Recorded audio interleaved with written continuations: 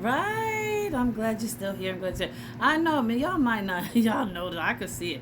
I ain't got that blah, that energy today. I don't.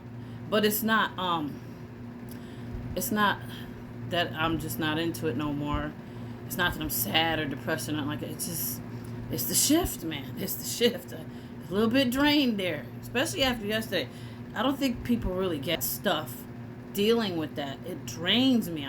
We're empaths, but to the umpteenth power over here. I don't know about y'all, but that stuff drains me to discuss it even and see, because it came through the algorithm, the things happening, through the screen, the other things, just mind blowing stuff. Like it just what but this is to be expected. This is what everything said. So real quick, one thing I did want to say was some of that stuff we talked about before, the 7-year peace treaty that I addressed in a couple of videos back that led up to talking to rapture and tribulation and stuff. Well, if you don't know that much about all that, the old movie, the Kirk Cameron Left Behind movie, you know me and movies. That one is like the first one they made. Kirk Cameron, them movies were kind of corny, whatever.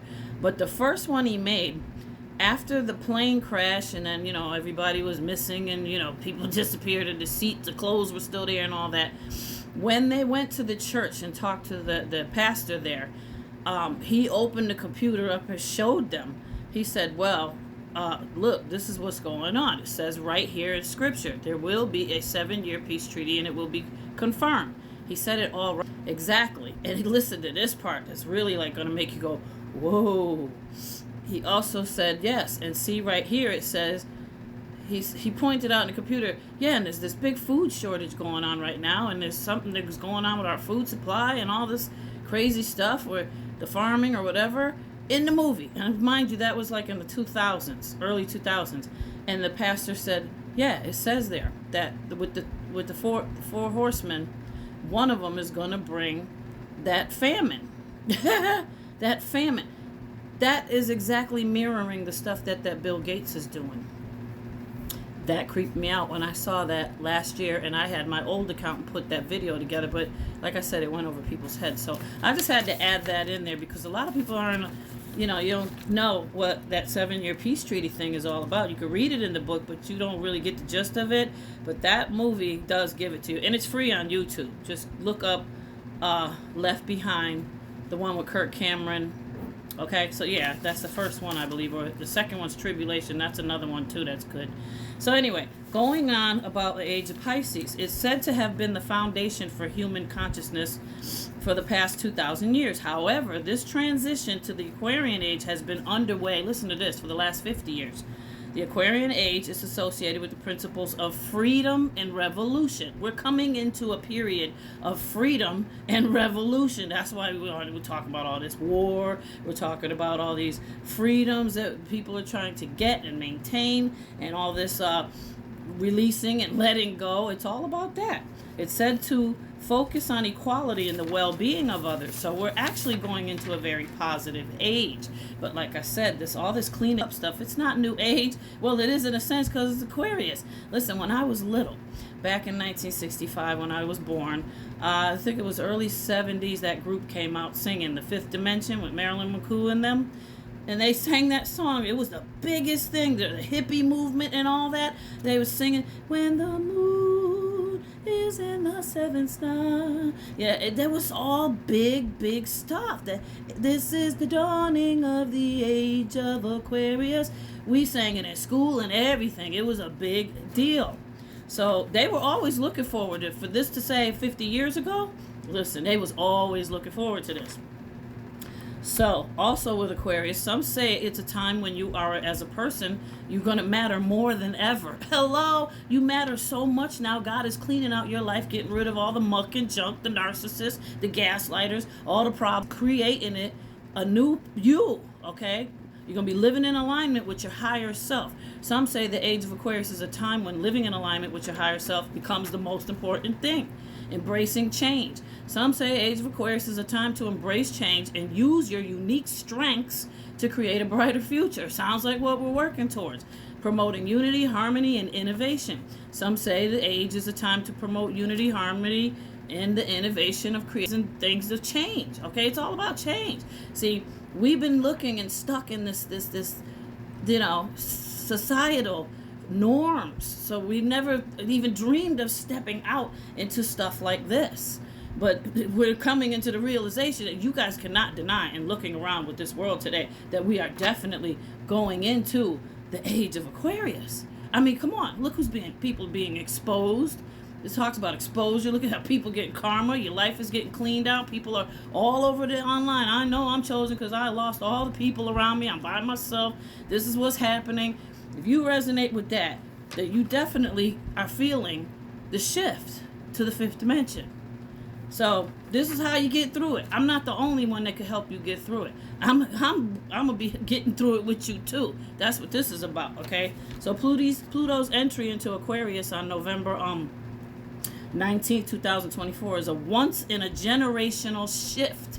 It's a once in a lifetime complete shift when it's finally the whole thing's completed. That's why this shift is such a big deal. Some say it will bring about unprecedented times.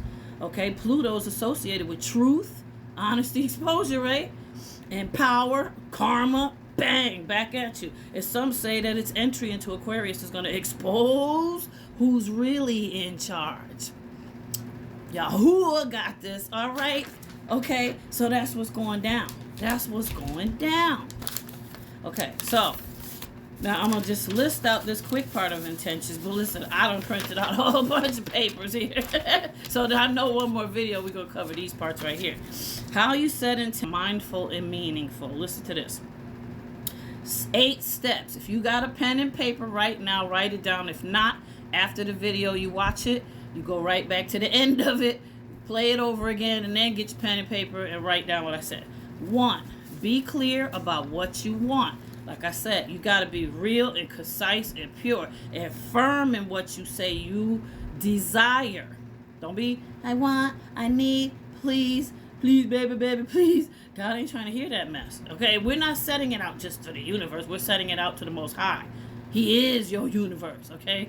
So be clear about what you desire. It says want on the paper. It's desire.